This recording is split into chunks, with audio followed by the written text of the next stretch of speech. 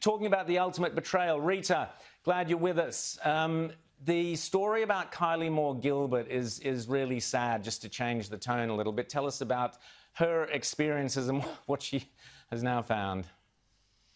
Well, the poor girl, thank God she's out of that Iranian jail. She's been 804 days, most of it in solitary confinement, subjected to all sorts of psychological torture.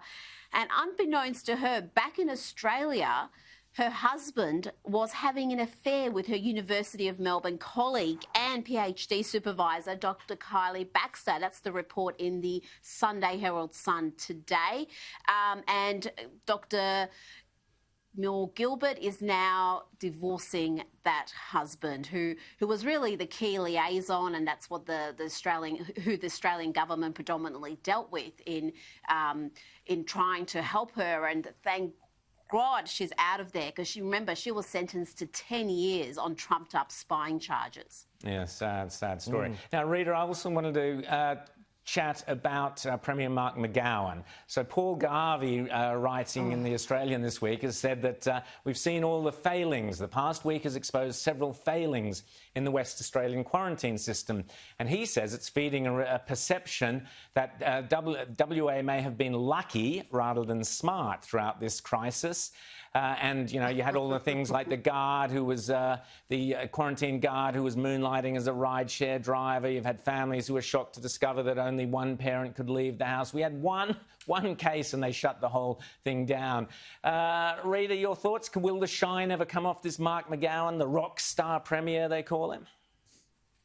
No, I've got to disagree with this analysis. I think thinking people always knew that WA's approach was fairly crazy.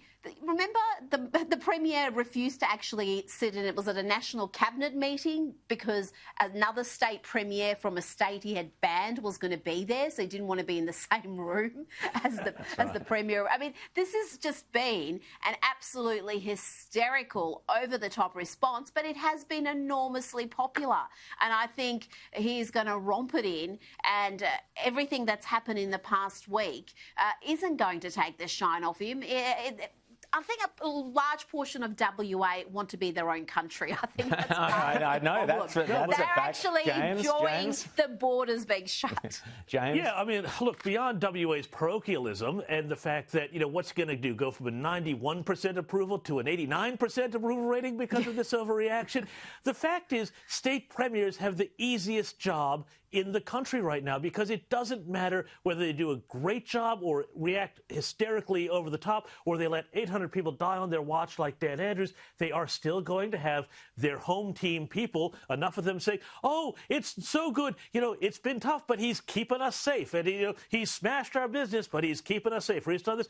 And, you know, Gladys Berejiklian's done a pretty good job. She's got a pretty good approval rating. But to see premiers like Dan Andrews and Mark McGowan, who's completely overreacted with this one single case, and they said, oh, it could be a super spreader, he could have, you know, this new virulent strain, and, you know, no more cases, just the one. Well, I think just briefly. I mean, we keep hearing about this latest strain that is just so strong. It's repackaging, it's marketing. It's marketing. Seriously, it's repackaging. Exactly. The Brisbane case, nobody caught it from was it the cleaner? Correct. The same thing with the WA case. So this supposed super strain that is just anybody who comes within 10 metres is susceptible hasn't turned out to be the case in Australia. Maybe what a surprise. What a surprise. Absolutely. What a surprise. I mean, viruses mutate. You know, and here we go. Extraordinary.